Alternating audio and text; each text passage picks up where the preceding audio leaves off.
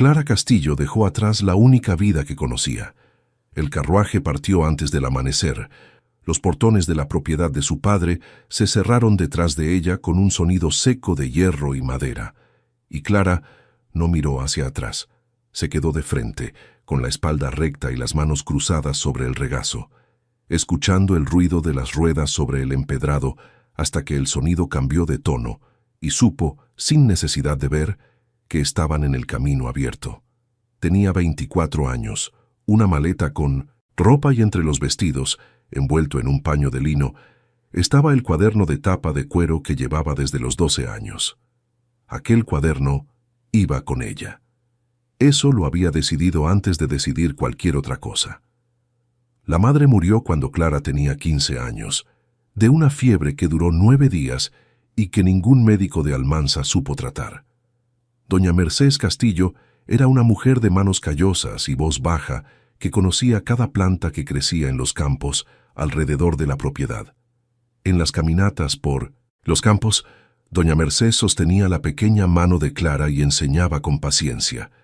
Clara escuchaba y grababa todo. Y cuando la madre murió, continuó caminando sola por los campos. Continuó anotando en el cuaderno.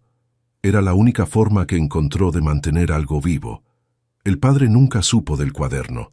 El barón Enrique Castillo creía que las mujeres debían ocupar los espacios que les eran destinados.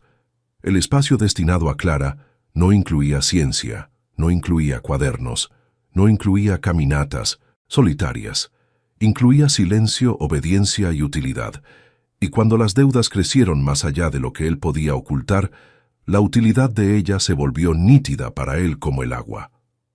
Ramón Montalbán, que administraba los bienes del duque, apareció una tarde en la sala del barón con modales refinados y una propuesta hecha con tanta delicadeza que el padre de Clara salió de la conversación con la sensación de que había hecho un buen negocio para todos.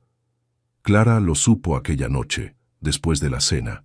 El padre la llamó al despacho y dijo, con el aire de quien finalmente resuelve un problema antiguo, que ella se casaría con Miguel Montalbán, duque de Almansa, en 3 semanas, que las deudas serían pagadas, que ella tendría comodidad y seguridad, que debía estar agradecida. Clara se quedó en silencio por un momento, entonces preguntó si había alguna forma de rechazar. El padre la miró como si la pregunta no tuviera sentido, y respondió que no. Clara asintió, volvió a la habitación y se quedó sentada al borde de la ventana hasta la madrugada con el cuaderno en el regazo, mirando el jardín oscuro allá abajo. No lloró, pero tenía un peso en el pecho, sólido y familiar, de cosas que suceden antes de que se tenga fuerzas para impedirlas. Ella sabía que la vida a partir de aquella noche sería otra. Envolvió el cuaderno en un paño de lino, lo escondió entre los vestidos y comenzó a hacer la maleta.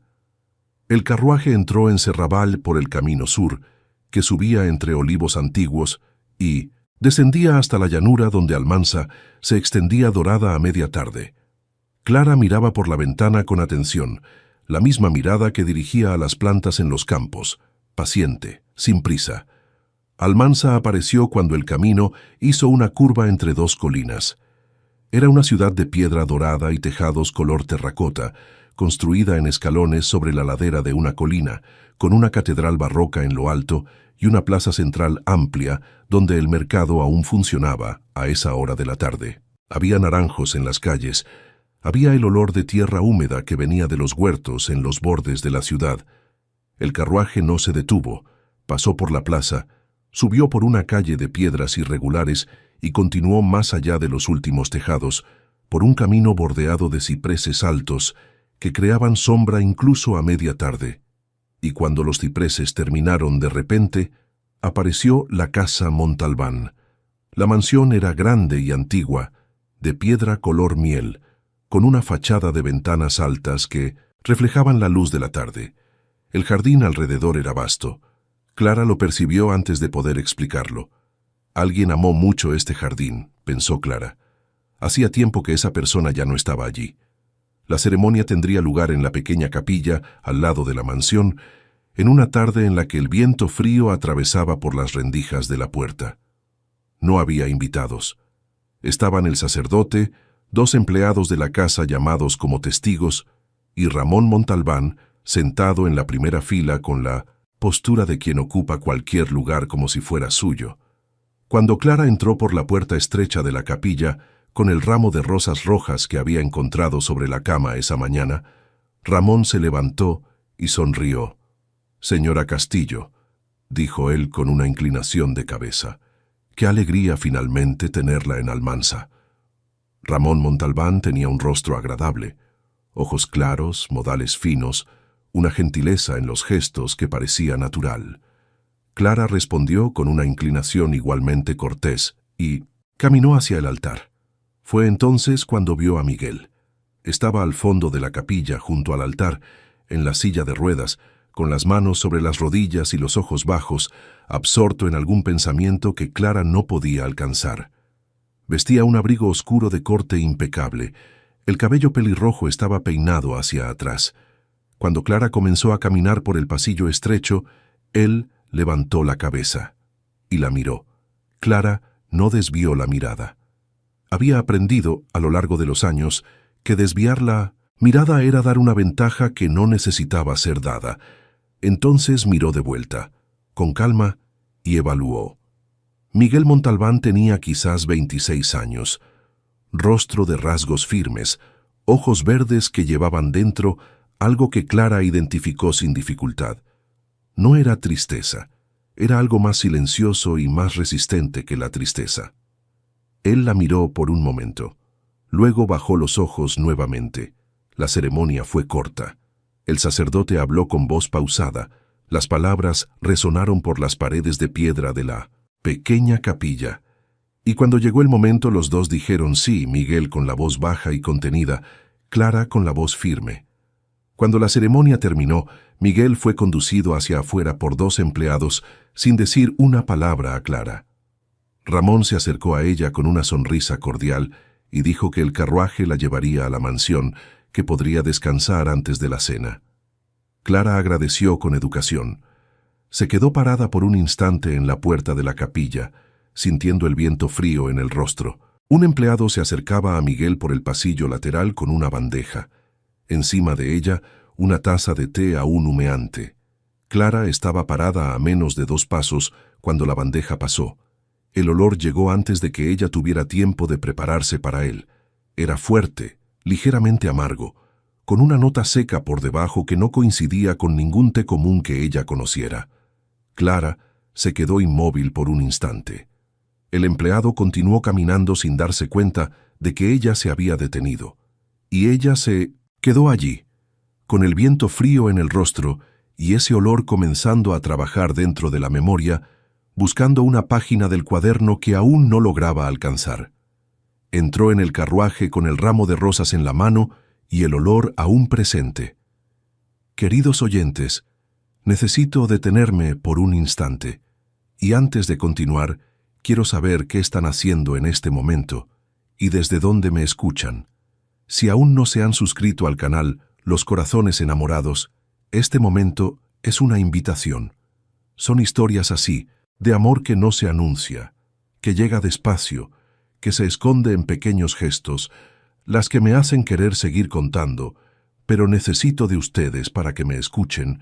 De lo contrario, nada de esto tendrá sentido.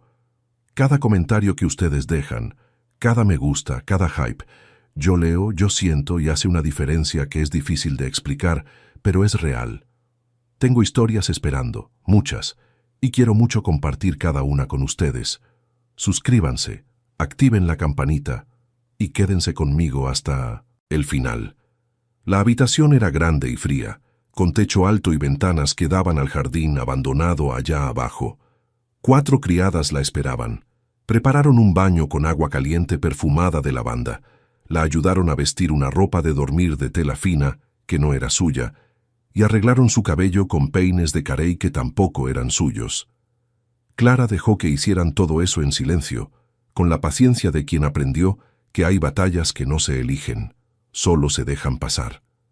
Cuando las criadas se fueron y la habitación quedó en silencio, una mujer de cabellos grises y mirada directa apareció en la puerta. Tenía unos 50 años, postura firme y las manos cruzadas sobre el delantal. «Señora, yo soy Lupe», dijo ella con una voz que no daba rodeos. «Cuido de esta casa desde hace 30 años. El señor duque la espera». Clara la miró por un momento. «¿Espera dónde?» «En su habitación», respondió Lupe. Clara asintió. Se levantó. Siguió a Lupe por el largo pasillo del piso superior, pasando por puertas cerradas y cuadros en las paredes que no logró ver bien a la luz de las velas. Lupe se detuvo ante una puerta más ancha que las demás, golpeó 2 veces con los nudillos y abrió sin esperar respuesta. «La señora duquesa», anunció ella, y salió, cerrando la puerta detrás de sí. Clara entró. La habitación era grande, calentada por una chimenea donde la leña crepitaba suavemente. Las velas en las mesas de noche proyectaban una luz amarillenta y ondulante por las paredes. Y en la gran cama con dosel oscuro, sentado con la espalda apoyada en los almohadones y los ojos puestos en ella desde el momento en que la puerta se abrió, estaba Miguel Montalbán. Sin el abrigo de la ceremonia, con una camisa blanca abierta en el cuello, los brazos cruzados sobre el pecho, el rostro más visible de lo que había estado en la capilla. Clara se quedó parada cerca de la puerta por un instante, no por miedo, sino por la evaluación natural de quien entra en un espacio nuevo y primero observa, antes de avanzar. El silencio entre ellos duró algunos segundos. Fue Miguel quien habló primero. «Puedes sentarte», dijo él, con una voz grave y tranquila, que no tenía la frialdad que ella esperaba. Inclinó la cabeza hacia la silla al lado de la cama. «No voy a pedir que permanezcas de pie». Clara caminó hasta la silla y se sentó con la espalda recta y las manos en el regazo. Esperó. Miguel la miró por un momento. Entonces dijo, sin preámbulo, sin cortesía innecesaria: «Quiero contarte algo, antes de que alguien lo cuente por mí». Clara asintió una vez. «Estoy escuchando». Miguel contó que había nacido hijo único del duque Montalbán, un hombre justo, que amaba a la familia y administraba el ducado con seriedad. El padre reconoció a un hijo que había tenido antes del matrimonio, Ramón, que pasó a vivir en la casa Montalbán como parte de la familia en los últimos 10 años. El título de duque de Almansa no podía pasar a un hijo ilegítimo. Eso estaba escrito en los documentos del ducado. Era regla del reino, un muro que ni el amor del padre lograba derribar. Cuando el duque murió 3 años atrás, el título pasó a Miguel. Ramón quedó con el papel de administrador.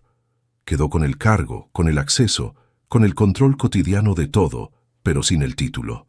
Sin lo que en la visión de Ramón era suyo por derecho por ser el mayor. Miguel se detuvo. Miró sus propias manos por un instante. Luego volvió los ojos a Clara y continuó con la voz más baja. «Me lastimé algunos meses, antes de la muerte de mi padre. El carruaje volcó en una noche de tormenta. El cochero no resistió. Yo quedé vivo, pero perdí el movimiento de las piernas. Los médicos que Ramón llamó me examinaron y dijeron que no volvería a caminar». Clara se quedó quieta. Esperó. Yo era joven, estaba destruido. Entonces acepté lo que dijeron y nunca busqué una segunda opinión. Hizo una pausa breve. «Pero hay cosas que no encajan. El cochero que conducía el carruaje esa noche había sido contratado 2 antes por indicación de Ramón. El camino que tomamos no era el habitual, y el testigo que vio el accidente, un hombre que trabajaba en los campos al lado del camino, desapareció antes de dar cualquier declaración formal. La habitación quedó en silencio. La leña en la chimenea estalló suavemente. Clara miró a Miguel por un largo momento. «¿Está diciendo que cree que su hermano está involucrado en esto?» Miguel no respondió de inmediato. Clara vio algo pasar por su rostro. No era dolor, ni rabia. «No lo sé», dijo finalmente. Y en esas 2 palabras había más peso que en cualquier otra cosa que había dicho hasta entonces. «Tengo pensamientos que no quiero tener. Tengo preguntas que no tengo cómo responder solo. Mi hermano cuida de todo en mi casa y no puedo mirarlo a los ojos sin sentir que hay algo que no veo». Clara se quedó en silencio por un momento. Entonces preguntó con la misma calma con la que preguntaría cualquier cosa: ¿Quién eligió a los médicos que lo examinaron? ¿Después del accidente? Miguel se detuvo. La miró con una atención diferente de la que había tenido hasta entonces. Ramón, dijo él despacio. Y desde entonces, continuó Clara, con voz tranquila, ¿usted toma algún medicamento? ¿Algún té? ¿Alguna preparación que esos médicos le recetaron? Miguel se quedó en silencio por un instante más largo. Sí, un té que el médico de Ramón deja cada semana. Dicen que ayuda con los dolores. Clara asintió despacio. No dijo nada más sobre eso. Aún no había nada que decir, solo una anotación mental que hizo con la precisión de siempre, guardando para cuando tuviera el cuaderno en la mano y pudiera verificar. Entonces miró directamente a Miguel y dijo, ¿por qué me contó todo esto? Miguel la miró. Porque necesito a alguien que no le deba nada a Ramón. Dentro de esta casa hace mucho tiempo que no existe esa persona. Hizo una pausa breve antes de continuar. Ramón supo de las deudas del varón. Sabía que él no tendría cómo rechazar la propuesta. Intentó con otras familias, pero ninguna quería casar a su hija con un hombre que no camina. Dijo esto sin amargura, como quien describe un hecho que ya ha digerido hace tiempo. Ramón creyó que estaba resolviendo dos problemas: el plazo que la ley impone para el matrimonio del duque y la necesidad de un heredero que garantice el condado. Miguel la miró directamente. Lo que Ramón no sabe es que yo también necesitaba a alguien, a una persona de fuera de estas paredes, sin ninguna razón para serle leal. Hizo una pausa. Cuando supe de usted, pedí a alguien de confianza que la observara. Desde entonces sé que es arriesgado, pero decidí confiar aún así. Usted puede quedarse tranquila respecto a la cuestión del heredero. No pretendo tocarla. Clara se quedó en silencio por un momento. Luego dijo, «En ese caso, ¿qué quiere de mí exactamente?» «Que se quede», respondió Miguel, con simplicidad directa. «Que parezca a los ojos de Ramón que este matrimonio es real, que me ayude a encontrar lo que necesito, y que no le diga a nadie lo que le conté esta noche». Clara lo miró por un largo momento. Entonces dijo, «¿Y qué recibo a cambio?» Miguel la miró con una atención que ella reconoció. Era la mirada de quien no esperaba la pregunta, pero la respetaba. «Lo que quiera», dijo él. Y fue entonces cuando ella le contó. Contó del cuaderno. Contó de los años de estudio oculto, de los tés preparados en secreto para los empleados de su padre, del conocimiento que llevaba dentro de, sí, como si fuera algo prohibido, cuando era solo algo que nadie había tenido la decencia de reconocer. Dijo que cuando todo aquello terminara, cuando Miguel tuviera lo que necesitaba y ella fuera libre para irse o quedarse, según eligiera, quería el derecho de usar ese conocimiento abiertamente, de estudiar sin esconderse, de publicar lo que sabe con su propio nombre. Miguel escuchó todo sin interrumpir. Cuando ella terminó, se quedó en silencio por un momento, y Clara vio, por una fracción de segundo, algo que no esperaba ver en aquel rostro cerrado. No era sorpresa, era reconocimiento. «De acuerdo», dijo él. Clara asintió. «Entonces tenemos un acuerdo». Extendió la mano. Miguel la miró por un instante y entonces la saludó con un apretón firme y breve, como si sellaran algo que ninguno de los dos aún lograba nombrar completamente. Después Miguel dijo, con la voz tranquila de siempre, «Puedes dormir aquí esta noche. La cama es grande. No voy a incomodarte». Clara miró la cama, el espacio que había entre las dos almohadas, la chimenea que calentaba la habitación con una luz que ya se estaba volviendo más baja. Entonces miró a Miguel una última vez. «Buenas noches», dijo ella. «Buenas noches, Clara», respondió él. Y fue la primera vez que él dijo su nombre. Ella se acostó, tiró de la sábana hasta la cintura y se quedó mirando el techo. La chimenea estaba baja. Las brasas proyectaban un brillo color ámbar en las paredes de piedra que iba disminuyendo lentamente, y la habitación se fue volviendo más oscura a medida que la leña se consumía. Miguel no dormía. Clara lo sabía por el tipo de silencio que había de su lado. No era el silencio de quien descansó.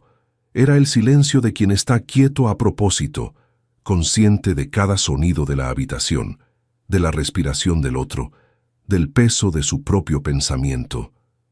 Ella tampoco dormía. Cuando Clara cerró los ojos, el último pensamiento que tuvo antes de dormir fue sobre el té, sobre el olor que había percibido cuando el empleado sirvió a Miguel después de la ceremonia, aún en el pasillo de la capilla.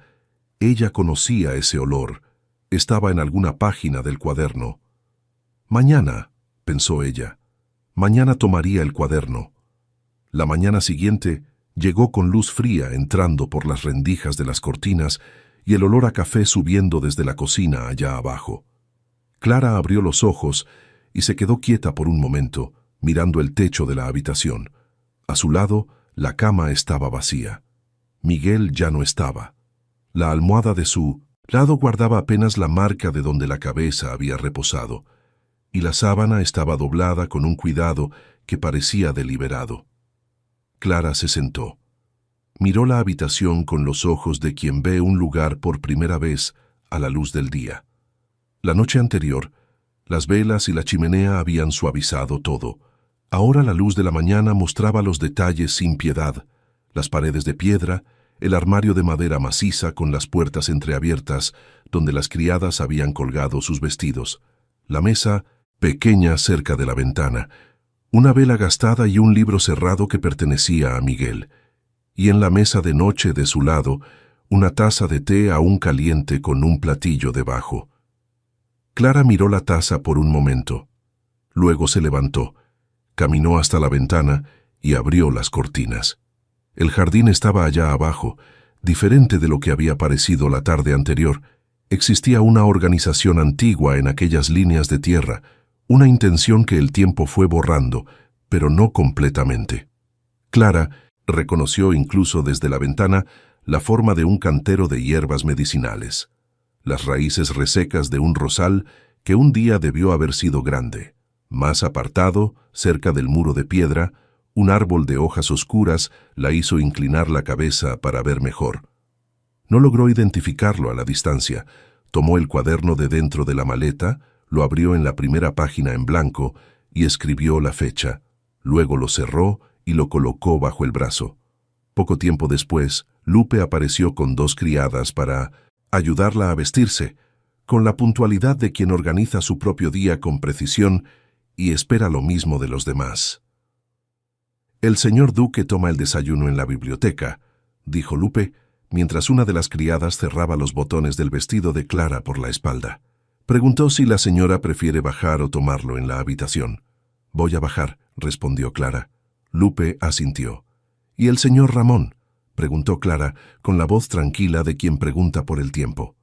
Lupe se quedó en silencio por un instante. «El señor Ramón toma el desayuno en la habitación, baja más tarde». Clara asintió. No hizo más preguntas. La biblioteca quedaba en la planta baja, en un ala lateral de la mansión que recibía la luz de la mañana por las ventanas altas.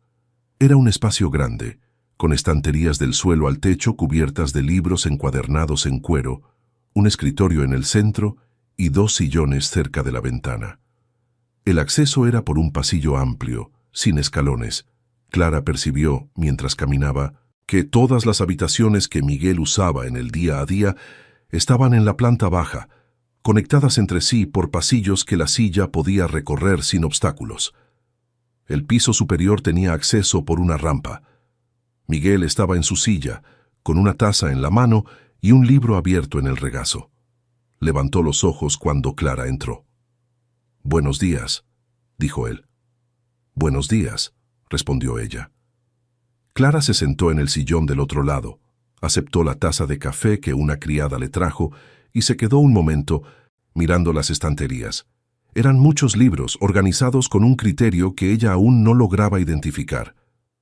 «¿Los leíste todos?», preguntó ella. Miguel miró las estanterías. «La mayoría. Los del estante de arriba aún no. No logro alcanzarlos». Clara miró el estante superior. Había una escalera de madera apoyada en el riel de hierro que recorría el perímetro de las estanterías. «Puedo alcanzarlo si quieres». Miguel la miró por un instante. «Gracias», dijo él. y volvió al libro. Se quedaron en 1900. Silencio por un tiempo. No era un silencio incómodo. Era el silencio de dos extraños que aún están calculando la distancia correcta entre sí. Fue Miguel quien habló primero. Ramón bajará en breve. Hay algo que necesitamos acordar antes de eso. Clara esperó. Para Ramón, un matrimonio arreglado es solo un punto de partida, dijo Miguel. Lo que él va a observar a partir de ahora es si ha tomado forma, si hay respeto entre nosotros, si la señora se ha instalado en esta casa como alguien que vino para quedarse.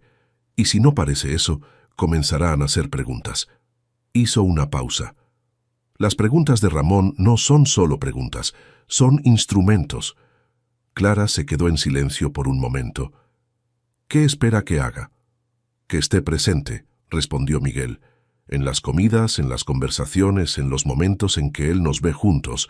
No necesitas forzar nada, solo necesitas no ausentarte. Y no cambies de comportamiento cuando él entre en una habitación.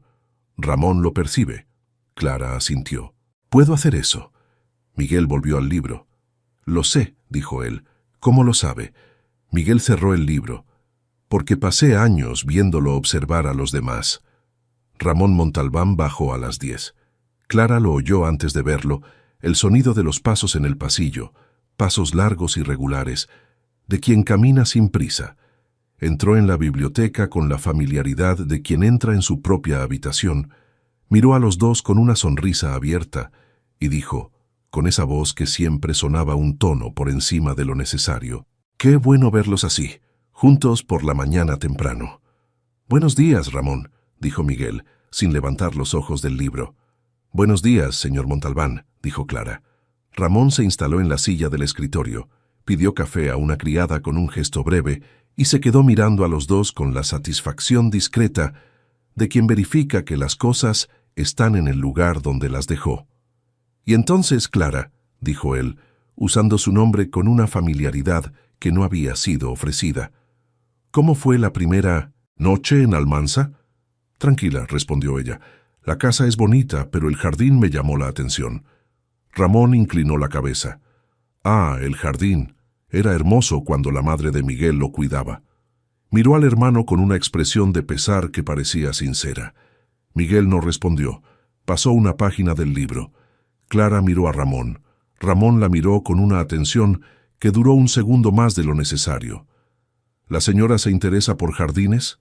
«Por plantas», respondió Clara. «Siempre me he interesado». «Qué encantador», dijo Ramón. Y pasó a otro asunto con la fluidez de quien conduce conversaciones como conduce negocios. Clara observaba a los dos hermanos con la atención que reservaba para las plantas desconocidas, sin prisa por clasificar, registrando cada detalle. El tono que Ramón usaba con Miguel, la forma en que nunca miraba directamente al hermano cuando hablaba de dinero, la manera en que se movía por la biblioteca como si cada objeto dentro de ella le perteneciera, y la manera en que Miguel se quedaba completamente quieto cuando Ramón estaba en la habitación, no era sumisión, Clara percibió. Era contención. Era el silencio de quien aprendió que hablar en ciertas presencias es desperdiciar palabras que pueden ser usadas después, con más efecto. Los días que siguieron instalaron una rutina que nadie declaró, pero todos pasaron a seguir. Ramón bajaba a las 10, almorzaba con Miguel y Clara. Pasaba las tardes en el despacho que había tomado para sí en una habitación del lado este de la mansión, donde recibía a personas de fuera, administradores, proveedores, mensajeros, con la autoridad de quien representa el ducado ante el mundo. Cenaba con los dos a las 7. Después de la cena, iba a su habitación o a la sala de fumadores, y la casa quedaba por algunas horas más respirable. Clara aprendió rápidamente el peso de vivir con Ramón dentro de las mismas paredes. No era un peso que se manifestara en escenas dramáticas o en confrontaciones directas. Era un peso cotidiano y silencioso, la conciencia constante de que había un par de ojos en la casa que registraba todo. Cada intercambio de miradas entre ella y Miguel. Clara pasó a moverse por la casa con la misma atención con la que se movía por los campos. Con naturalidad, sin cambios bruscos de comportamiento, siendo, para los ojos de Ramón, exactamente lo que necesitaba parecer, una mujer que llegó para quedarse y que está, poco a poco, encontrando su lugar. En el tercer día, en el almuerzo, Ramón preguntó a Miguel sobre una decisión relacionada con un contrato de tierras. Miguel escuchó, hizo una pregunta vaga que revelaba poco entendimiento, y Ramón respondió con la paciencia condescendiente de siempre. Clara observó la escena por el rabillo del ojo mientras partía el pan y entendió con una claridad que no necesitó confirmación que aquello era un ritual antiguo entre los dos hermanos. Miguel fingía no entender. Ramón fingía que explicaba, y los dos sabían exactamente lo que el otro estaba haciendo, y ninguno de los dos decía nada.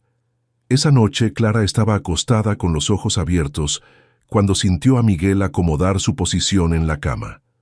La casa estaba completamente quieta. Miguel rompió el silencio. Su voz era más baja, más directa, sin el cuidado de quien está siendo observado. «No duermes». «Tú tampoco», respondió Clara. Se quedaron en silencio nuevamente. Entonces Clara preguntó, sin pensar mucho antes de preguntar, «¿Cómo era Almanza antes?» Miguel se quedó en silencio por un instante. ¿Antes de qué? Antes del accidente, antes de que Ramón se hiciera cargo de todo. Él no respondió de inmediato. Clara se quedó mirando el techo, sin prisa, sin esperar más de lo que él quisiera dar. «Era ruidosa», dijo Miguel por fin, con una voz que tenía dentro de sí algo que ella no había oído hasta entonces. «Mi padre recibía personas. La casa siempre estaba llena. Había caballos en el establo, y mi padre me enseñaba a montar los fines de semana». Hizo una pausa. «Siempre me gustaron los caballos». Clara se quedó en silencio. «Ramón vendió mis caballos hace 2 años. Dijo que era un gasto innecesario». Clara no respondió. No había respuesta para eso que no fuera demasiado pequeña para lo que él había dicho. Entonces se quedó en silencio. Y el silencio que siguió era diferente del silencio de la primera noche. Era un silencio que ya tenía historia dentro de él. Poco después, la respiración de Miguel se fue haciendo más larga. Clara se durmió, pensando en los caballos. No supo qué la despertó. No fue un ruido fuerte, fue un sonido bajo y contenido. Se quedó quieta por un momento, escuchando, y luego se sentó.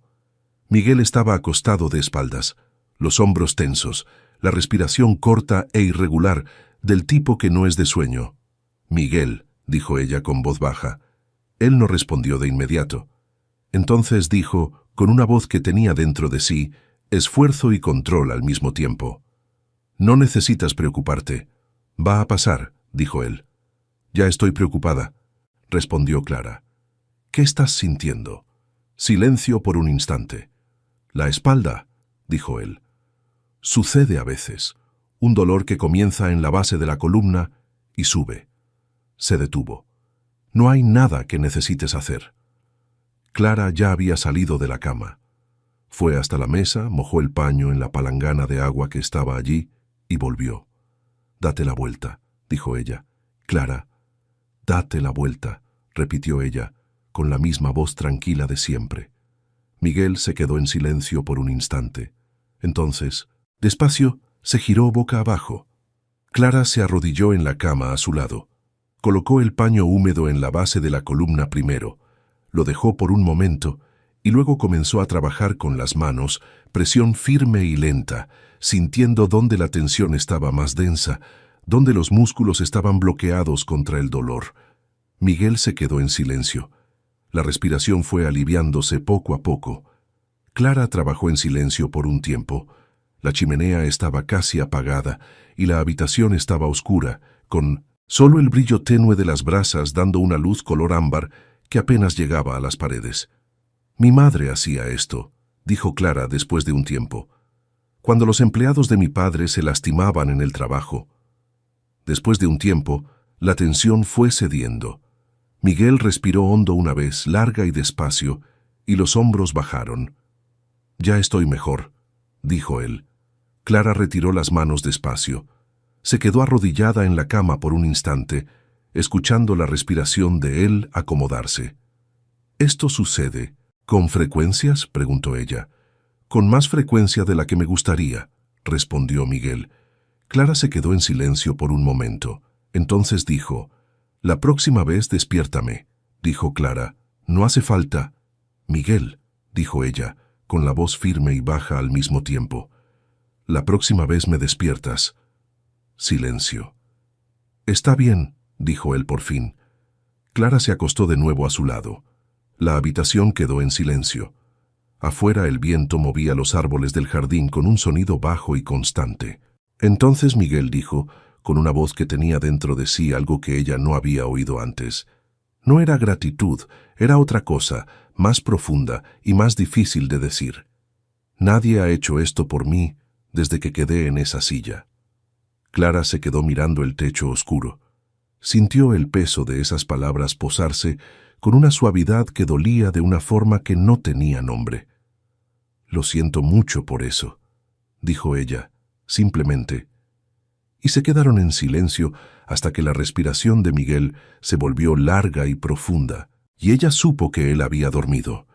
Clara permaneció despierta por más tiempo, con las palmas de las manos aún guardando el calor de su espalda, con esa frase resonando en un lugar dentro de ella que había intentado mantener cerrado desde que había llegado a la casa Montalbán.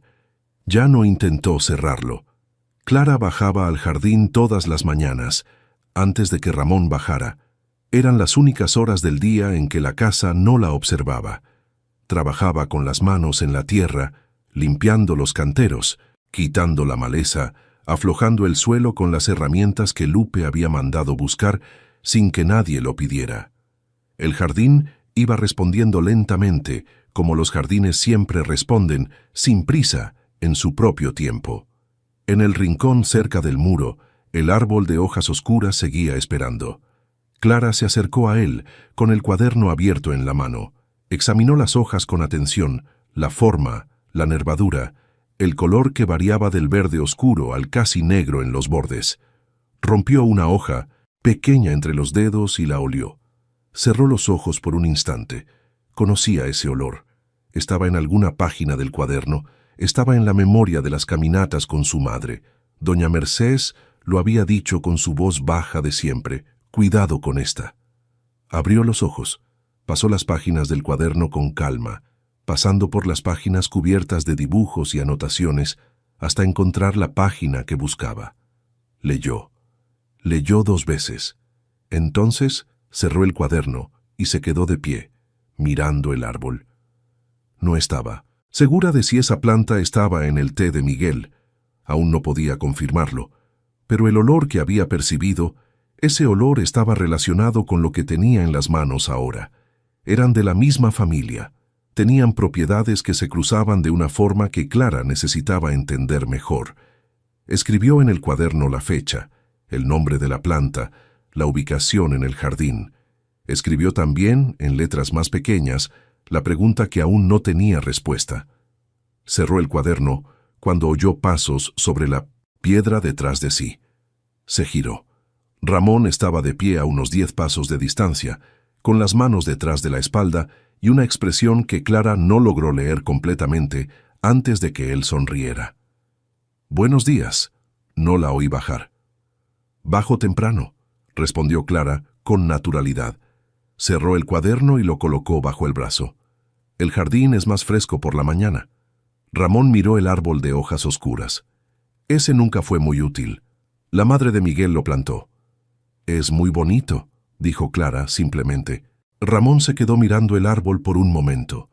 Luego volvió los ojos a Clara y dijo, con el mismo tono cordial de siempre: «No sabía que la señora tenía interés en la botánica».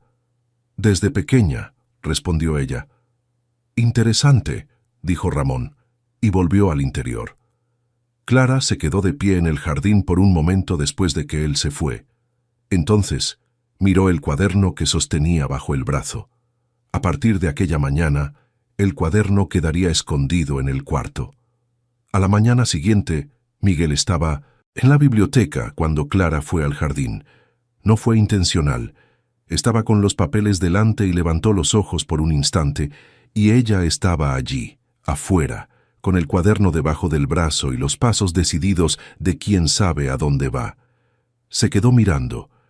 Clara caminó por el cantero sin dudar, se agachó cerca de la tierra y comenzó a trabajar con las manos, con la concentración de quien está haciendo algo que realmente importa, no por obligación y no para ser visto. Durante un largo momento, Miguel no volvió a los papeles. El jardín estaba diferente de lo que fue en los últimos 3 años. No era solo que estaba más limpio, era porque había alguien dentro de él otra vez. Alguien que se movía entre las plantas con el cuidado de quien las conoce, que se detenía frente al árbol del rincón y se quedaba quieta observando. Miguel miró hacia la ventana hasta que Clara se levantó y fue hacia el otro cantero. Entonces, bajó los ojos hacia los papeles. No leyó ninguna línea. Cuando Clara subió, del jardín con la tierra aún en las manos, encontró una nota doblada sobre la mesa del cuarto. La letra era de Miguel, firme, inclinada levemente hacia la derecha. Cuando tenga un momento, venga a la biblioteca. Clara dobló la nota, se lavó las manos y bajó. Miguel estaba con la silla orientada hacia la ventana cuando ella entró. Se giró cuando oyó la puerta. Clara se acercó a la ventana, se quedó de pie esperando. Miguel no dijo nada por un momento. La miró con atención. No era evaluación, no, era cálculo. Mi madre pasó años cuidando aquel jardín, dijo él. Después de que ella murió, nadie volvió a entrar allí de verdad. Los empleados podaban lo que crecía demasiado y dejaban el resto. Hizo una pausa. Esta mañana te vi detenerte frente al rosal y quedarte mirándolo durante mucho tiempo antes de tocarlo. Y pensé que era exactamente lo que ella hacía. Clara se quedó quieta. No estoy diciendo esto para comparar, continuó Miguel. Lo digo porque fue la primera vez en 3 años que miré ese jardín y no sentí que estaba mirando algo muerto. El silencio que siguió estaba lleno. Clara lo miró. No sabía explicar lo que estaba sintiendo en ese momento. Había tanto significado en las frases dichas por Miguel. Se quedaron así por un buen tiempo, observando el jardín. En una tarde de lluvia fina, Miguel llamó a Clara a la galería cubierta del lado norte. La galería tenía acceso directo desde la sala de estar por una puerta ancha, sin escalón, uno de los pocos lugares externos de 1950, la mansión a los que la silla de ruedas de Miguel podía llegar. Las ruedas grandes de madera y hierro no servían para el terreno irregular del jardín ni para las piedras sueltas de los caminos externos. La galería era el límite del mundo de Miguel, fuera de las paredes de la casa. Clara se sentó en la silla de hierro a su lado. El olor a tierra mojada subía hasta ellos con una fuerza que Clara respiró hondo para guardarlo. «El jardín necesita esto», dijo ella, mirando la lluvia. «Siempre lo necesitó», respondió Miguel. «Mi madre decía que una buena lluvia valía por un mes de riego». Clara lo miró. Era la segunda vez que él mencionaba a su madre, siempre de forma breve. «¿Cómo era ella?», preguntó Clara. Miguel se quedó en silencio por un momento. La lluvia continuó. «Tranquila», dijo por fin. «Era una mujer muy tranquila. No hablaba más de lo necesario». Hizo una pausa. «Era parecida a ti». Clara no respondió de inmediato. Se quedó mirando la lluvia. ¿Y el jardín era realmente de ella? Era el único lugar donde ella estaba completamente sola, dijo Miguel. Nadie entraba cuando ella estaba allí, ni siquiera yo. Era su regla y todos la respetaban. Después de que murió, los empleados intentaron mantenerlo, pero ninguno sabía qué había plantado ni por qué. Cuidaron lo que pudieron identificar y dejaron morir el resto. «Hay una planta en el rincón cerca del muro», dijo Clara. «Un árbol de hojas oscuras. ¿Sabes el nombre?» Miguel la miró. «Mi madre lo llamaba árbol de la sombra. No sé el nombre verdadero. ¿Por qué?» «Solo curiosidad», respondió Clara. Miguel la observó por un momento más largo de lo habitual. Clara sostuvo la mirada con su calma habitual y luego volvió los ojos hacia la lluvia. Desde el interior de la mansión oyeron pasos. Pasos largos y regulares que Clara ya había aprendido a reconocer, Ramón, en el pasillo de la sala de estar. Los pasos se detuvieron por un instante, como si alguien se hubiera detenido cerca de la puerta de la galería. Luego continuaron. Miguel no dijo nada, pero las manos que sostenían las ruedas de la silla se cerraron por un instante y luego se abrieron. Clara lo vio, y tampoco dijo nada. Cuando la lluvia paró, se quedaron un tiempo más en la galería. No había razón para entrar todavía. La lluvia había dejado un olor en el aire que Clara respiró hondo 2 veces sin darse cuenta de que lo hacía. Miguel se quedó mirando el jardín húmedo. Las ruedas de la silla estaban quietas. Las manos, que en las últimas horas habían apretado y soltado los aros de hierro, mientras los pasos de Ramón recorrían el pasillo interno, estaban ahora tranquilas sobre las rodillas. «Mi padre tenía un caballo blanco», dijo Miguel, sin girar la cabeza. «Se llamaba Nevado. Cuando llovía así se ponía inquieto en el establo. Se podía oír desde dentro de la casa». Clara se quedó quieta. «Me gustaba ese ruido», continuó Miguel. «Después de que mi padre falleció, era el único sonido de la casa que indicaba que había algo vivo aquí dentro además de las personas». Se detuvo por un instante. «Ramón vendió a Nevado primero, antes que a los otros». La voz no tenía rabia.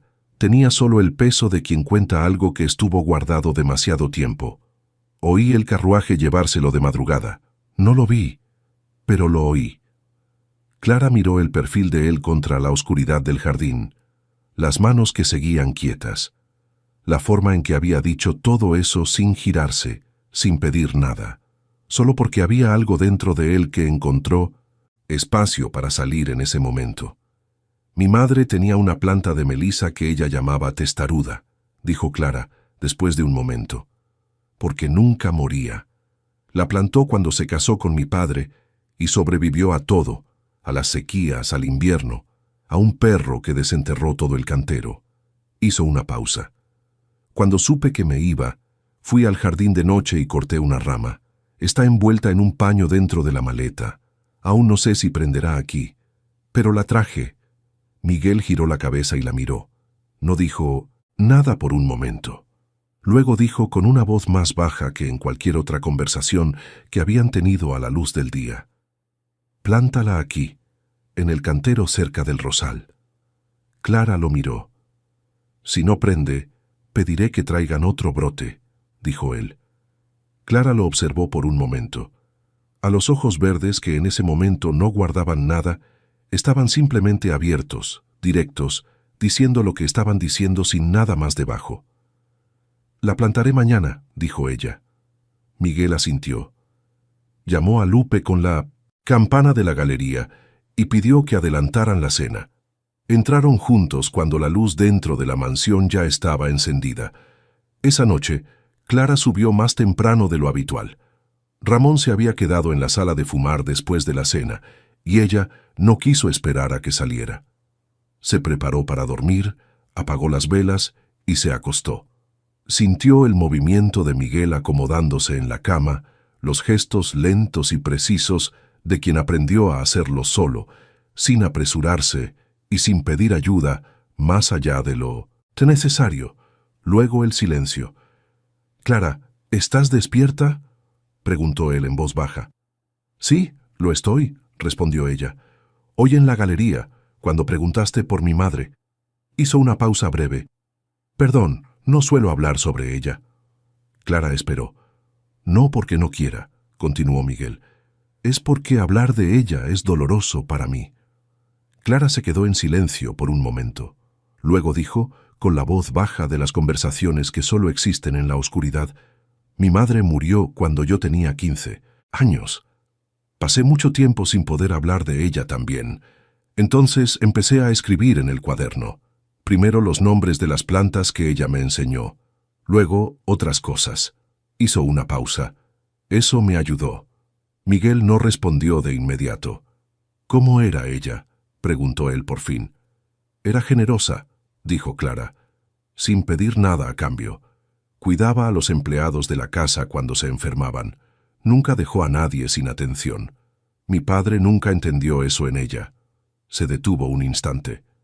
«Creo que por eso sigo haciendo lo mismo, para mantenerla viva de alguna manera». El silencio que siguió estaba lleno. «¿Hacías tés en secreto?», preguntó Miguel. «Sí, Mi madre me enseñó. Miguel se quedó callado. Cuando habló, la voz estaba más baja que en cualquiera de las conversaciones anteriores. Mi madre también cuidaba a las personas de la casa. Era la primera en saber cuando alguien estaba enfermo, la última en irse a dormir cuando alguien tenía fiebre. Clara no dijo nada. «Ustedes serían amigas», dijo Miguel. «A ella le habrías gustado». Clara cerró los ojos. Se quedaron en silencio por un largo tiempo. La chimenea estaba casi apagada, y en la oscuridad del cuarto, con la respiración del otro como único sonido, había entre los dos algo que aún no tenía nombre, pero que ambos sentían con la misma claridad, sin fingir que existía. Las conversaciones en la oscuridad se volvieron un hábito que ninguno de los dos acordó, pero ambos pasaron a esperar. Pequeñas cosas dichas antes de dormir. Recuerdos intercambiados en voz baja. El tipo de conversación que solo existe cuando el día terminó y ya no hay nada que proteger. Y entonces, una mañana, en la biblioteca, sin que Miguel levantara los ojos de los papeles, todo eso quedó en suspenso. Clara había entrado para devolver un libro, estaba de paso, sin intención de quedarse, y fue entonces que Miguel dijo, como quien anuncia una decisión ya tomada: «Ramón sugirió que pasemos más tiempo juntos en público. A partir de hoy, vamos a almorzar solos, sin él en la sala pequeña. Parecerá más natural». Clara se quedó parada cerca de la estantería. «Y por la noche», continuó Miguel, aún con los ojos en los papeles, «tomarás té en la sala de estar antes de subir. Él pasa por allí después de la cena». «Comprendo», dijo Clara. «Entonces está decidido», dijo Miguel pasando la página sin mirar a Clara. Ella se quedó mirándolo por un momento, el rostro que no se giró ni una sola vez desde que ella había entrado. «Miguel», dijo ella. Él levantó los ojos. «¿Cuándo dejé de ser una persona en esta conversación y pasé a ser solo una pieza de tu plan?» El silencio que siguió tenía el peso de todo lo que había sido construido en las últimas semanas y que esa frase acababa de nombrar de una forma que ninguno de los dos había hecho hasta entonces. Miguel abrió la boca. La cerró. «Clara, no fue mi intención», dijo por fin, con una voz que había perdido el tono de antes. «No fue lo que pareció», respondió Clara. Colocó el libro en la estantería y salió de la biblioteca. Los días que siguieron fueron los más difíciles desde que Clara había llegado a Almansa. No porque hubiera confrontación, no porque hubiera escenas, era precisamente lo contrario. Había una ausencia de todo lo que en los días anteriores había empezado a existir entre los dos. Las conversaciones en la galería, el silencio compartido en la biblioteca, las conversaciones por la noche, los ojos de Miguel en la ventana cuando ella estaba en el jardín, que ella fingía no saber que existían, pero lo sentía. Todo eso desapareció. Lo que quedó fue la farsa, y la farsa, paradójicamente, estaba mejor que nunca. En las comidas con Ramón, Clara y Miguel funcionaban con una precisión fría y perfecta. Ella sonreía en el momento correcto. Él respondía cuando era necesario. Ramón observaba y veía lo que quería ver, pero lo que Ramón veía era una construcción sin temperatura, y había en esa construcción un vacío que Clara sentía en cada comida. Por la noche, los dos se acostaban en silencio, no el silencio de la primera noche, que tenía dentro la conciencia honesta de dos desconocidos.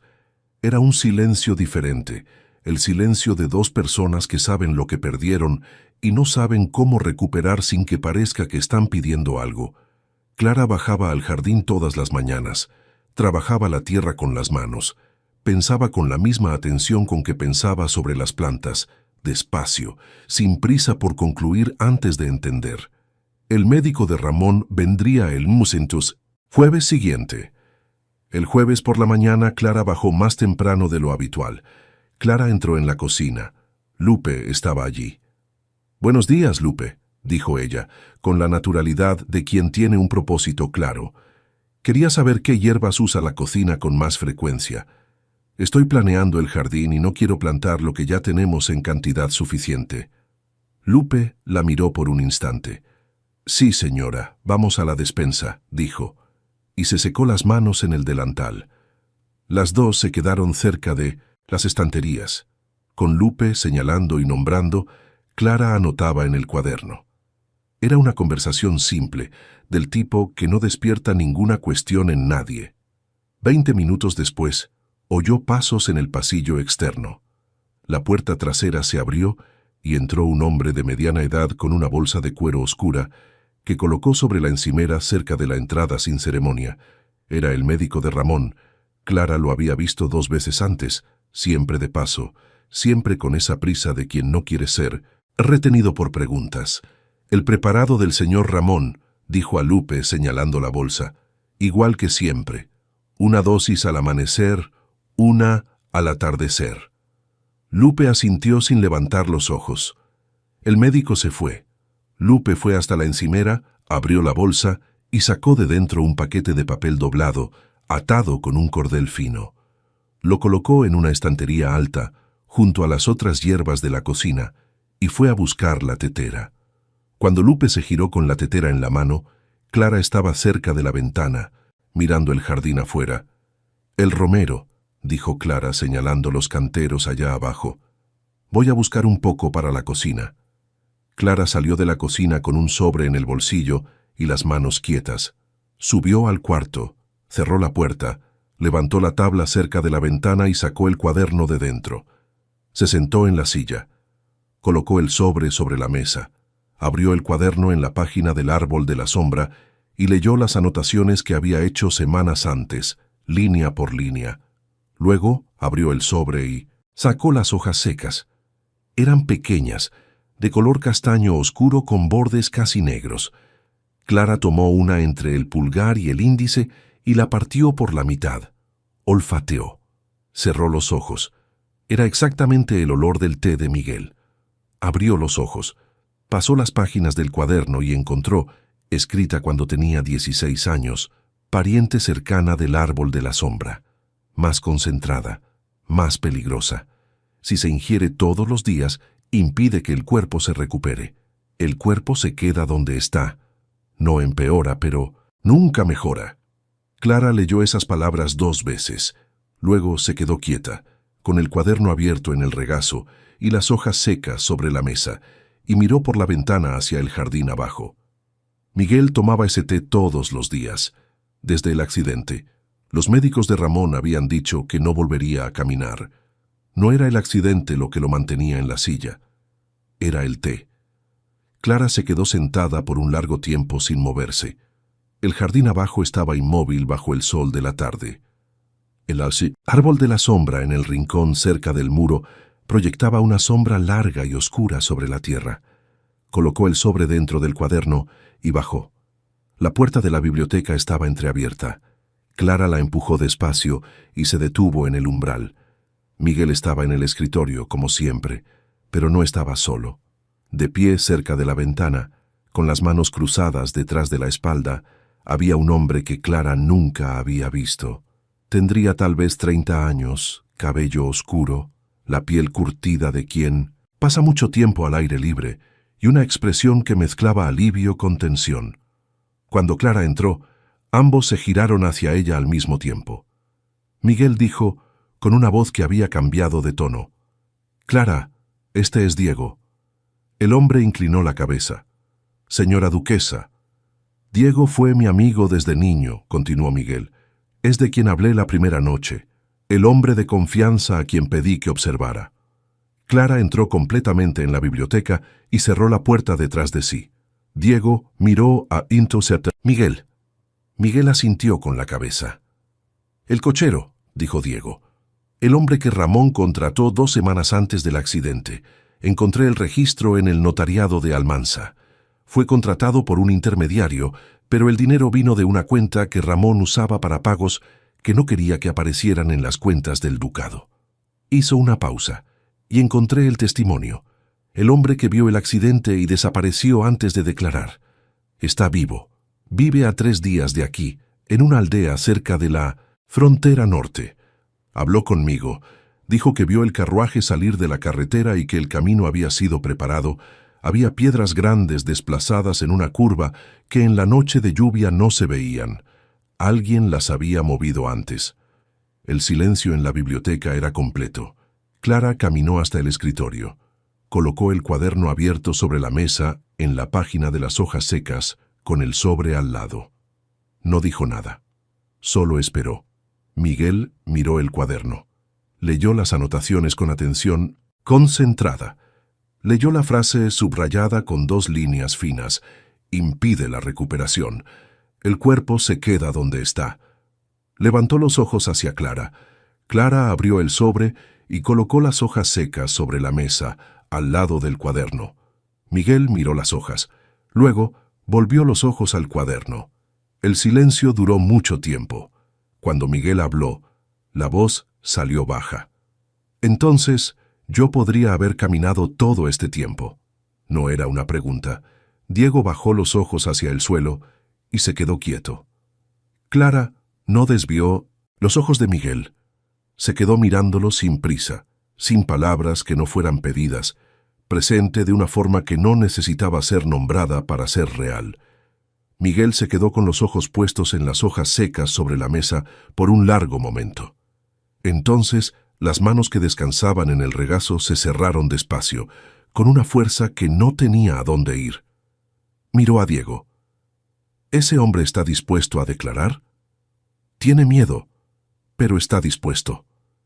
Respondió Diego. Diego fue hasta la maleta de mano, que estaba apoyada en el sillón, y sacó de dentro un fajo de papeles doblados. Los colocó sobre la mesa al lado del cuaderno de Clara. Está todo aquí, incluso los registros de la notaría. Miguel miró toda la verdad sobre la mesa. Entonces miró a Clara y dijo, con una voz que había recuperado algo que había perdido en los días anteriores, «Ni siquiera sé cómo agradecer». Clara apenas asintió. Diego miró de uno a otro, y entonces dijo, con la objetividad leal que era su forma natural, «Voy a necesitar 2 días para organizar todo. El declarante necesita ser traído con seguridad. Ramón no puede saber que estoy aquí». «Ramón no va a saber», dijo Miguel. «Nadie en esta casa sabe que viniste excepto Lupe. Ella es de confianza». Diego asintió. Miró a Clara. «Usted actuó bien, duquesa». «Fue puro instinto», respondió Clara simplemente. Diego salió por la puerta del fondo de la biblioteca, que daba al corredor lateral, lejos de las habitaciones que Ramón usaba. Sus pasos fueron desapareciendo por el corredor de piedra hasta desaparecer completamente. La biblioteca quedó en silencio. Miguel se quedó mirando la mesa por un tiempo.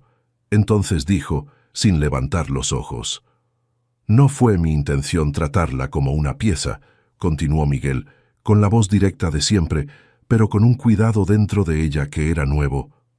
«Pero fue lo que hice, y lo siento mucho por eso».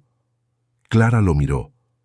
Miguel levantó los ojos de la mesa y la miró de frente, con aquellos ojos verdes que ella había intentado descifrar desde el primer día en la capilla. «Su ayuda significa mucho para mí», dijo él. «Hiciste eso por mí, incluso cuando no tenías ninguna obligación de hacer más de lo que el acuerdo pedía».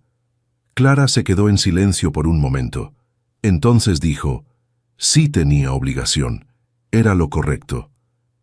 Miguel la miró por un largo tiempo, y entonces, por primera vez desde que Clara había llegado a esa casa, sonrió. «Gracias, Clara», dijo él. Ella asintió, tomando el cuaderno. «Voy al jardín», dijo ella. «Necesito aire». Clara salió de la biblioteca, cruzó el corredor ancho y salió al jardín por la puerta trasera. Afuera el aire estaba frío. Clara caminó hasta el banco de piedra cerca del muro y se quedó mirando el árbol de sombra en la esquina.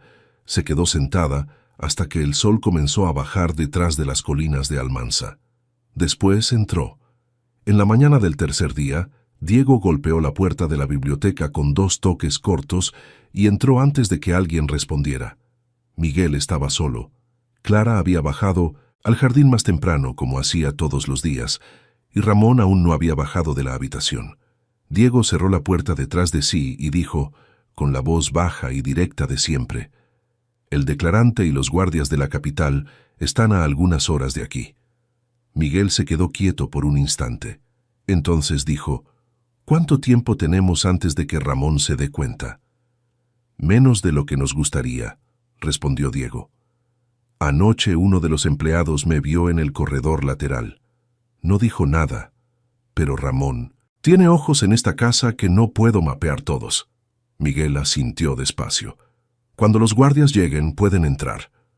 Diego asintió con la cabeza y salió por el mismo corredor por el que había entrado.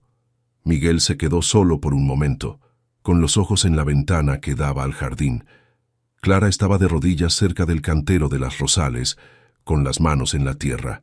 No sabía lo que estaba a punto de suceder. O tal vez sí sabía. Tenía esa forma de saber las cosas antes de que fueran, dichas que él había aprendido a no subestimar. Llamó a Lupe. Miguel habló bajo y rápido. «Quiero que llames a la duquesa». Lupe asintió y fue al jardín. Clara todavía estaba de rodillas en el cantero cuando sintió la presencia de Lupe detrás de sí. Levantó los ojos. «Señora, los guardias de la capital están llegando», dijo Lupe con la voz baja. El señor Miguel pidió que la llamara. Clara se quedó en silencio por un instante. Entonces se levantó, limpió las manos en el paño del bolsillo y dijo: «¿Cuánto tiempo tenemos?» «Poco», respondió Lupe. Clara entró en la biblioteca por la puerta lateral. Miguel estaba en el escritorio.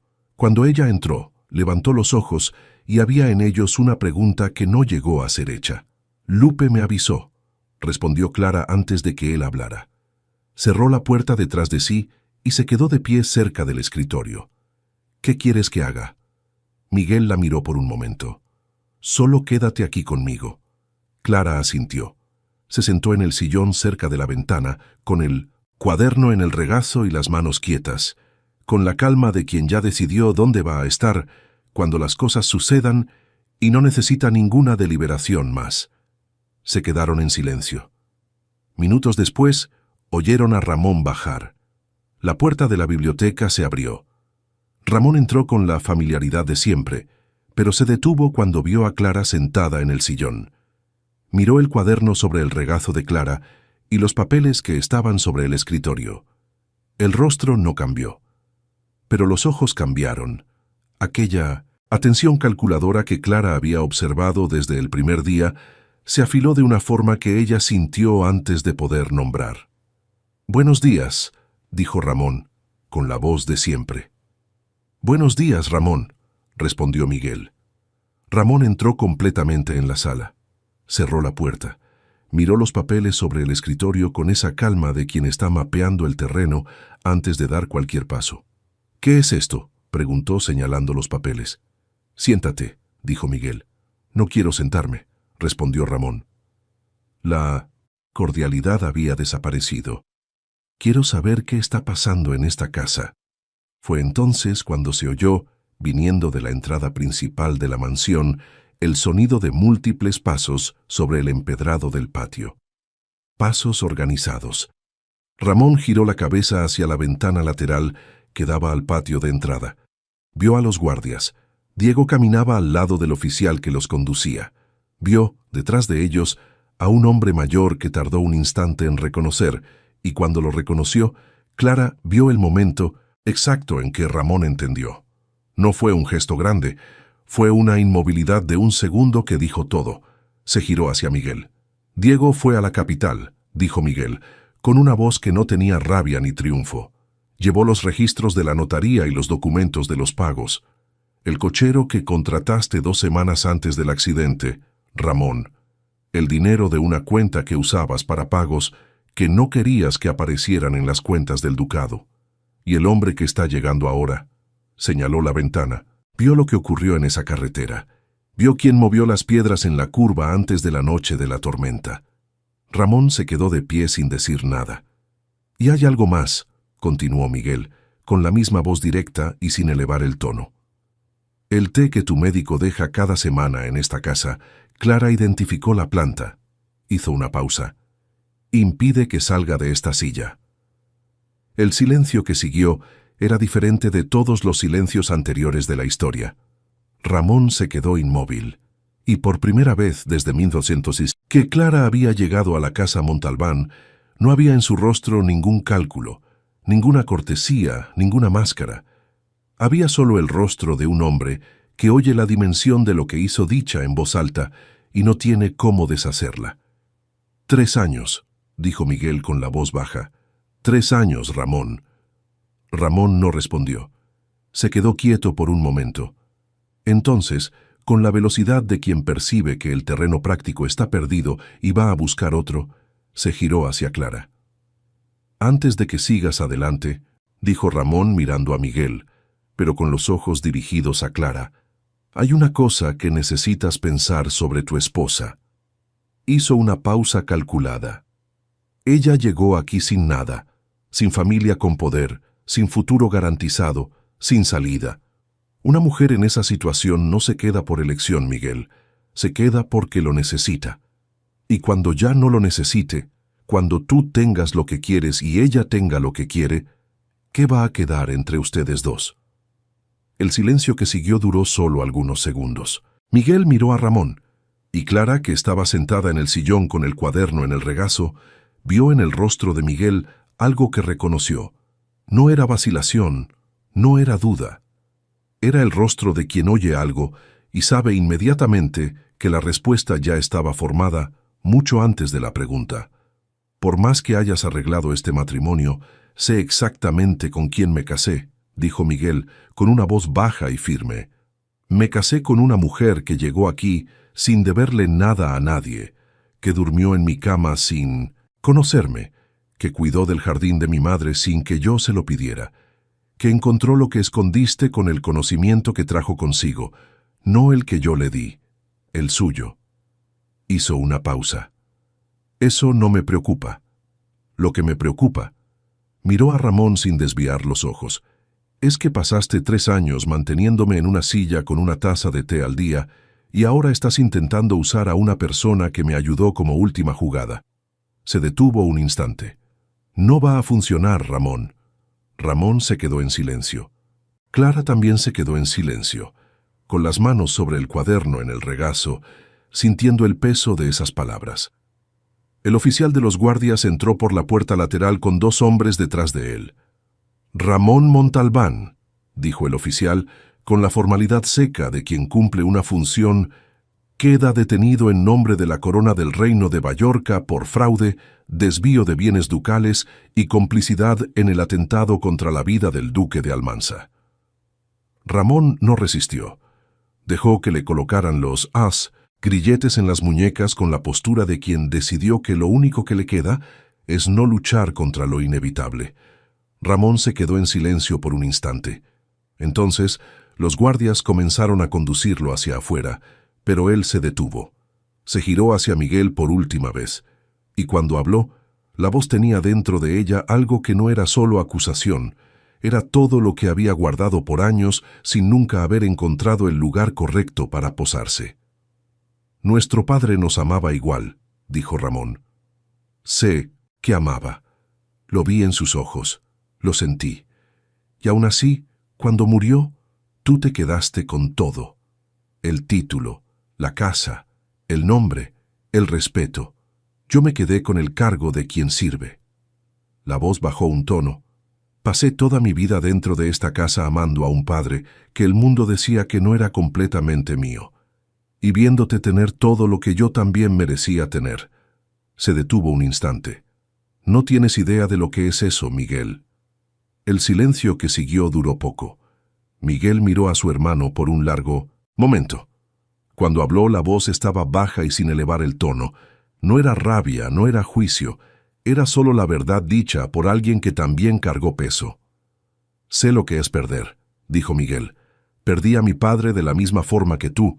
Perdí el movimiento de las piernas en esa carretera. Perdí 3 años de mi vida en una silla por tu culpa». Hizo una pausa. «Perdí cosas que nunca voy a recuperar». Miró a Ramón directamente.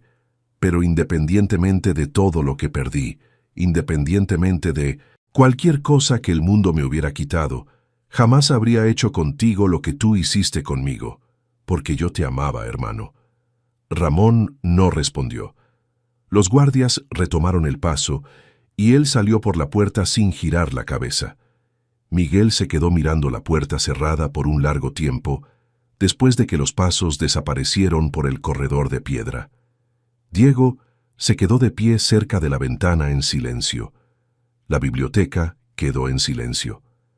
Entonces, Clara se levantó del sillón, caminó hasta el escritorio y colocó el cuaderno sobre la mesa al lado de los papeles de Diego. Diego miró de uno a otro y dijo: «Voy a encargarme de los papeles con el oficial». Salió por la puerta lateral. La biblioteca quedó solo con los dos. El silencio que siguió a la salida de Diego era diferente. No tenía tensión, no tenía peso. Tenía solo la presencia de los dos en un espacio que de repente parecía más grande y más silencioso de lo que había sido en todas las semanas anteriores. Miguel se quedó mirándola por un largo momento. Entonces dijo con la voz baja de las noches, no la voz de la biblioteca, no la voz de las comidas con Ramón, la voz de quien habla cuando el día terminó y ya no hay nada más que proteger. «La primera noche me dijiste lo que querías», dijo Miguel. «El derecho de estudiar y de publicar lo que sabes con tu propio nombre, de usar el conocimiento que llevaste toda la vida sin que nadie te lo impidiera». Hizo una pausa. «Voy a cumplir todo eso. Cada cosa que pediste esa noche, la voy a cumplir. Eso no cambia». Clara se quedó en silencio, esperando. «Pero hay una cosa que no estaba en el acuerdo», continuó Miguel, con la voz más baja, «y que necesitaba decir antes de que pensaras que el acuerdo era todo». Él la miró directamente, con aquellos ojos verdes que ella había intentado descifrar desde el primer día en la capilla y que ahora no tenían ningún misterio, tenían solo la claridad de quien finalmente dejó de guardar lo que estaba guardando. «No quiero que te vayas. Cuando todo esto termine», dijo Miguel. «No porque te necesite aquí, sino porque te quiero aquí». Se detuvo un instante.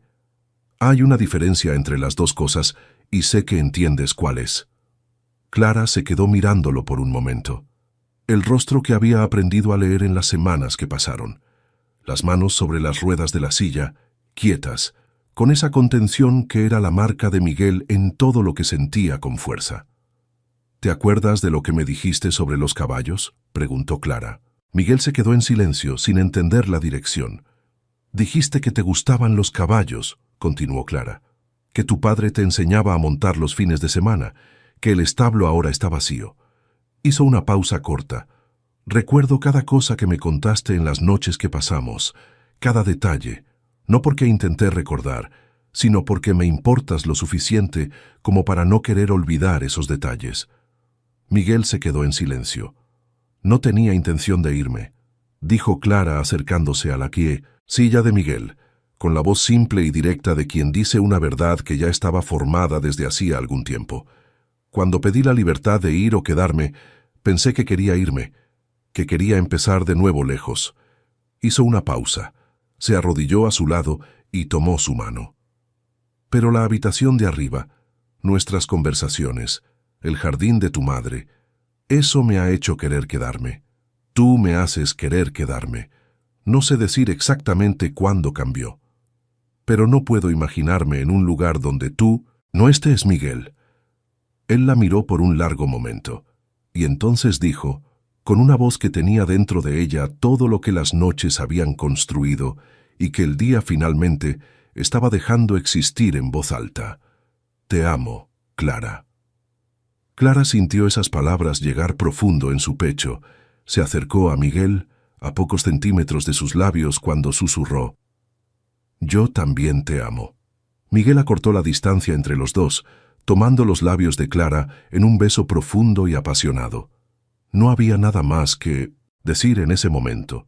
En la biblioteca, con la luz de la mañana entrando por las ventanas altas, para los dos era suficiente estar allí y saber que ninguno de los dos estaba solo. Los días que siguieron a la detención de Ramón fueron días de una quietud que la casa Montalbán no conocía desde hacía mucho tiempo. No era el silencio de antes, el silencio tenso de una casa donde alguien observaba todo y todos lo sabían. Era un silencio diferente, más amplio, del tipo que existe cuando un peso que estaba en todas partes de repente ya no está. Diego trabajó los primeros días organizando la salida de los empleados que habían sido ojos y oídos de Ramón dentro de esas paredes. Lo hizo con discreción y sin drama, llamando a cada uno, sin acusaciones en voz alta, sin escenas. Algunos se fueron ese mismo día, otros al día siguiente, y con cada salida, la casa se volvía un poco más ligera, como había sido antes, cuando los padres de Miguel aún estaban vivos. Clara había interrumpido el té en la misma tarde en que se lo contó a Miguel, y preparó ella misma esa noche la primera taza con las hierbas del jardín, tomillo y melisa, buenas para el músculo y para el sueño, que la madre le había enseñado cuando tenía 11 años. Miguel bebió sin decir nada, pero cuando terminó, miró la taza por un momento y entonces dijo: «Tiene un sabor diferente». Los médicos llegaron 10 días después. Examinaron a Miguel con el cuidado y el tiempo que el examen requería. Conversaron entre ellos con esa voz baja de quien analiza antes de concluir. Y cuando se sentaron con Miguel y Clara para dar el diagnóstico, dijeron lo que Clara ya sospechaba, pero que necesitaba oír de otras bocas para volverse completamente real. Con tratamiento adecuado, iniciado sin demora, había una posibilidad real de recuperación. No una certeza, no una promesa, pero una posibilidad real. 2 semanas después de que los médicos llegaran, Clara envió su cuaderno. No el cuaderno original, ese se quedó. Era una copia que ella había hecho con su propia letra en las semanas anteriores, página por página, con los dibujos rehechos con la misma atención de los originales y las anotaciones transcritas sin dejar nada fuera. Envió junto una carta a un médico naturalista de otra ciudad, un hombre llamado Dr. Ferraz, cuyo trabajo sobre plantas medicinales ella conocía de lectura desde hacía años y que había citado en uno de sus artículos exactamente la familia del árbol de sombra. La carta era directa. Decía quién era ella, lo que había estudiado, cómo había estudiado y lo que el cuaderno contenía. No pedía favor, presentaba un trabajo y preguntaba si había interés en publicarlo. Esperó 3 semanas. La respuesta llegó una mañana de martes, con el sello del doctor Ferraz en el sobre y una letra firme. Clara leyó de pie en el corredor, antes incluso de sentarse. El doctor Ferraz había leído el cuaderno con atención. Había reconocido el valor de lo que había allí. Y quería publicar el trabajo con su nombre en la portada como autora, sin adaptaciones que no fueran acordadas previamente con ella. Clara se quedó parada en el corredor por un momento con la carta en la mano. Entonces fue a la biblioteca. Miguel estaba en el escritorio. Levantó la mirada cuando ella entró. Clara caminó hasta él y colocó la carta sobre la mesa sin decir nada. Él leyó. Leyó 2 veces. Entonces levantó la mirada hacia ella. «Te merecías esto desde el inicio. Siempre lo mereciste», dijo él. Y por primera vez en muchos años, ella no tenía dudas de que realmente lo merecía. Esa tarde, Clara se quedó en la biblioteca por un tiempo, después de que Miguel salió hacia el cuarto de reposo que los médicos habían determinado después de las sesiones de tratamiento. Se quedó sentada en el sillón cerca de la ventana con la carta del doctor Ferraz abierta en el regazo. Leyó una tercera vez. No porque lo necesitara, ya sabía cada palabra de memoria. Leyó porque aún estaba aprendiendo a creer que era real.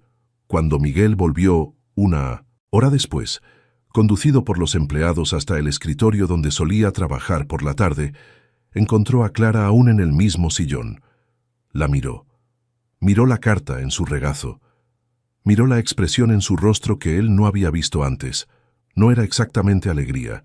Era la expresión de quien recibió algo que esperó tanto tiempo que ya había dejado de esperar y ahora no sabe bien qué hacer con la llegada. «¿Aún estás leyendo?», dijo él. «Estaba pensando», respondió Clara. Miguel se quedó en silencio, por un momento. Entonces dijo: «¿En qué?», preguntó Miguel. Clara dobló la carta despacio y la colocó sobre el brazo del sillón. «En mi madre», dijo ella. Ella nunca supo escribir. Aprendió a leer un poco.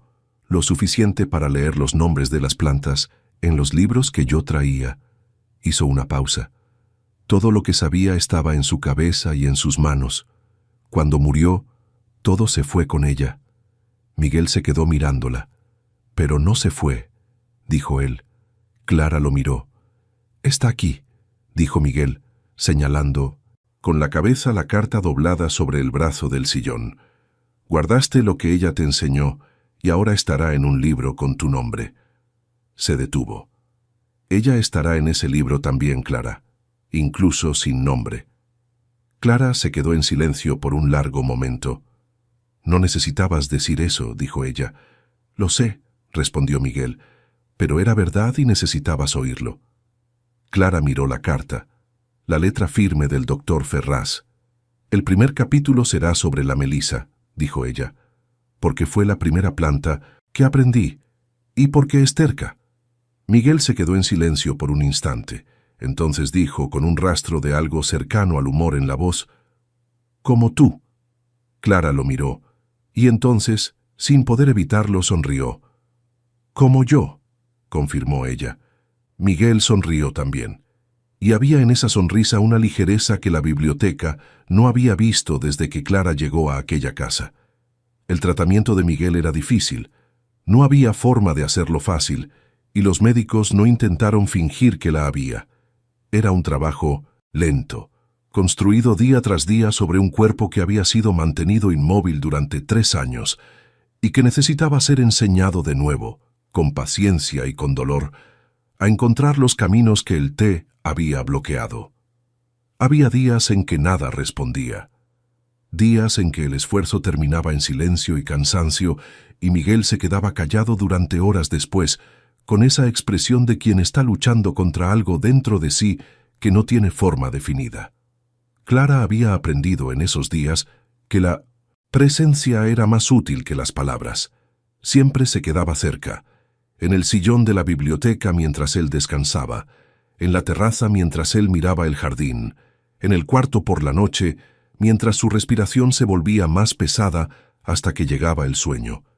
Ella siempre estaba allí, y había otros días, días en que algo respondía, un movimiento pequeño, una resistencia que antes no existía, una sensación que los médicos anotaban con atención contenida de quien no quiere celebrar demasiado, pronto, pero que en los ojos revelaba lo que la voz controlaba. Una mañana Miguel movió los dedos del pie. Era un movimiento pequeño, casi imperceptible para quien no supiera lo que estaba buscando. Pero Clara estaba a su lado y lo vio. No dijo nada por un instante. Entonces lo miró y sonrió. No la sonrisa de quien se sorprende, sino la sonrisa de quien esperaba y finalmente vio llegar. Los primeros pasos ocurrieron meses después. El jardín estaba comenzando a despertar después del invierno, las primeras flores abriéndose en los canteros que Clara había cuidado. Los médicos estaban presentes. Diego también había llegado esa mañana con noticias de los trámites legales y de los papeles del ducado que necesitaban ser reorganizados después de todo lo que había sido deshecho. Lupe estaba en la ventana de la sala. Miguel colocó las manos en los apoyos de la silla. Los médicos se quedaron a su lado, listos, pero sin sujetar. Era importante que fuera él. Clara se quedó a 2 pasos al frente, con los ojos en él, en silencio. Se levantó. Se quedó de pie por un momento, con el esfuerzo visible en cada músculo, con la concentración total de quien está haciendo algo que el cuerpo aprendió pero que la mente aún no cree completamente.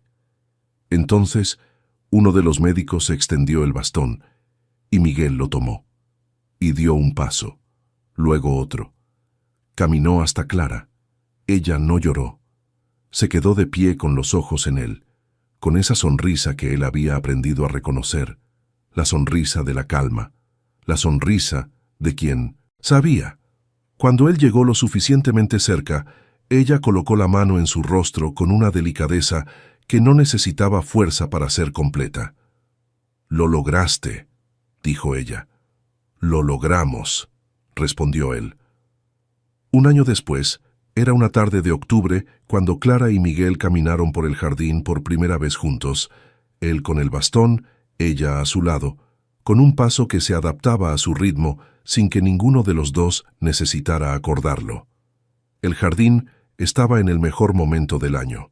Los rosales que Clara había podado en el otoño anterior florecieron con una abundancia que ni ella había previsto, blancos y rosados, abriéndose sobre los tallos que la madre de Miguel había plantado años atrás y que el tiempo y el abandono habían reducido a madera seca antes de que Clara llegara y los devolviera a la tierra con el cuidado que merecían. El tomillo y la melisa crecían en los canteros con esa generosidad de las plantas que se sienten bien en el lugar donde están. Y en el rincón cerca del muro, el árbol de sombra estaba igual que siempre, quieto, denso, con esas hojas oscuras que guardaban dentro de ellas más de lo que cualquiera había sospechado. Clara se detuvo cerca del cantero de las hierbas y se agachó para revisar una de las plantas. La mano que no estaba ocupada con el cuaderno, el nuevo cuaderno, con su nombre impreso en la portada, que descansaba bajo el brazo, fue de forma natural al vientre, en un gesto breve y simple que ella no siempre percibía que hacía, pero que Miguel había aprendido a ver. Él se detuvo a su lado. «¿Cómo estás?», preguntó él. «Bien», respondió Clara, levantando la mirada hacia él. «Los dos estamos bien». Él colocó la mano sobre la de ella, sobre el vientre, con un cuidado que no tenía ceremonia. Tenía solo la presencia simple de quien está exactamente donde quiere estar. Miguel miró a Clara, el perfil de ella contra la luz, las manos que él conocía de tanto ver en la tierra y en las páginas del cuaderno, y en su propia espalda, en las noches de Minuet's crisis, el lugar en el rostro donde aparecía la sonrisa que ella no sabía que tenía cuando estaba completamente en paz. «Fuiste lo mejor que le pasó a esta casa en muchos años», dijo él. Clara giró el rostro hacia él. «Tú también», respondió ella. Y era una verdad simple, del tipo que no necesita más palabras para ser completa. Entraron juntos cuando la luz se fue, con el jardín volviéndose azul detrás de ellos y las ventanas de la mansión encendiéndose una a una con el brillo cálido de las velas que Lupe encendía cada día a esa hora, como había hecho durante 30 años, como seguiría haciendo en los años que vendrían. Y la casa Montalbán, que había sido durante tanto tiempo un lugar de silencio calculado y de ojos que observaban, quedó iluminada esa noche con la luz de quien tiene dentro de sí lo que una casa necesita tener para ser un hogar. Queridos oyentes, gracias por haber permanecido conmigo hasta el final. Podrías estar en cualquier lugar ahora, haciendo cualquier otra cosa, y elegiste quedarte aquí escuchando esta historia hasta la última palabra. Eso me conmueve de verdad. Ustedes son muy importantes para mí. Escribí esta historia pensando en ti, pensando en cuántas veces necesitaste callar y guardar todo para ti, porque no tenías espacio, no tenías voz. Quiero decirte que el amor verdadero existe. Yo creo en eso con todo lo que tengo. Y creo también que aparece en los momentos y en los lugares que menos esperamos, muchas veces justamente cuando ya dejamos de buscar y comenzamos apenas a aceptar que tal vez el amor no sea para nosotros. Cuida de ti. Cuida lo que llevas dentro de tu corazón. Y nunca dejes de creer que las historias bonitas con finales felices también pueden ser tuyas. Gracias una vez más por tu compañía. Si llegaste hasta aquí, suscríbete al canal, activa la campanita y deja tu comentario para que yo sepa desde dónde me escuchaste hoy. Un abrazo enorme y lleno de cariño, directo de mi corazón al tuyo. Hasta nuestra próxima historia.